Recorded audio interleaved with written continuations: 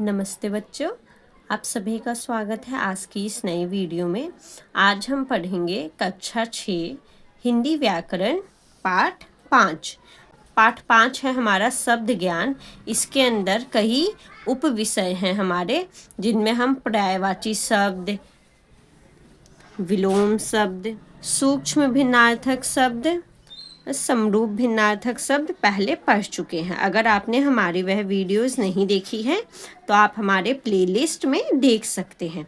आज हम पाठ 5 का अगला विषय पढ़ेंगे जो कि है अनेकार्थक शब्द, वर्ड्स ऑफ मल्टीपल मीनिंग। यह क्या होते हैं?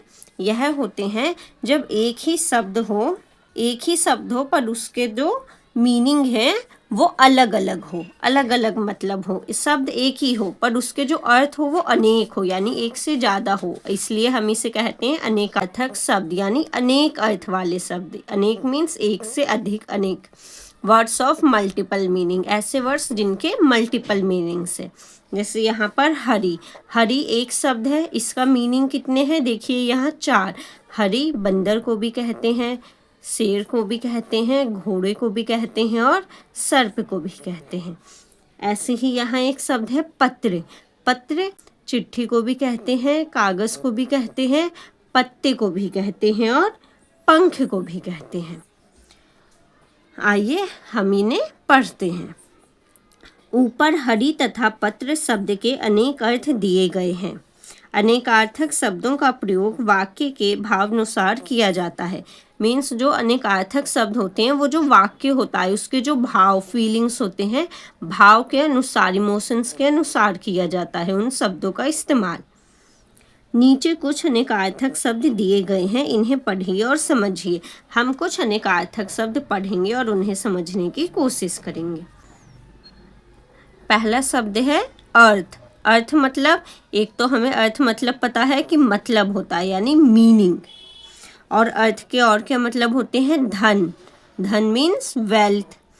मतलब और कारण, रीज़न, हेतु और प्रयोजन। तो अर्थ के हमने कितने मीनिंग्स जाने यहाँ पर? 1 2 3 4 5।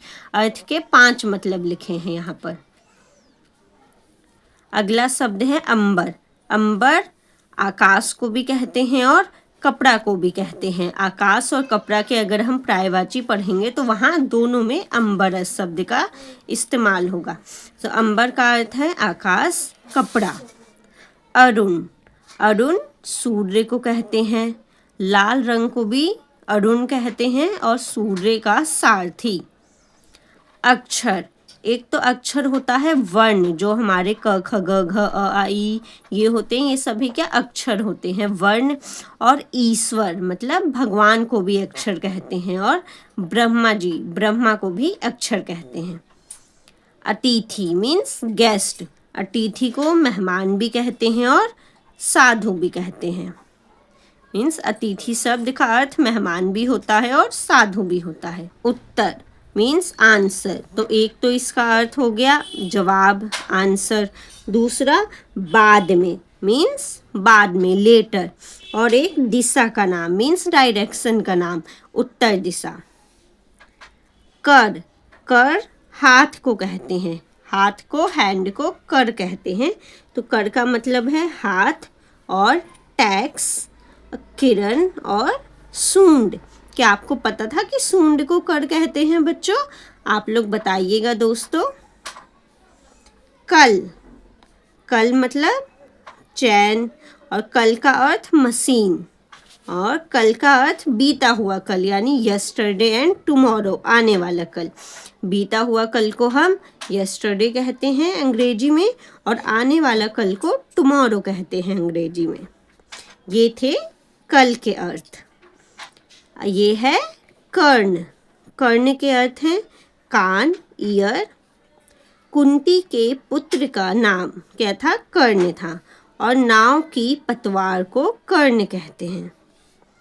कोस, कोस का एक मतलब है खजाना और भंडार। और म्यान, म्यान मतलब जिसमें तलवार रखते हैं, म्यान को कोस भी कहते हैं। गुरु, गुरु शिक्षक, शिक्षक को गुरु कहते हैं, टीचर को। और भारी, श्रेष्ठ, बड़ा और बृहस्पति।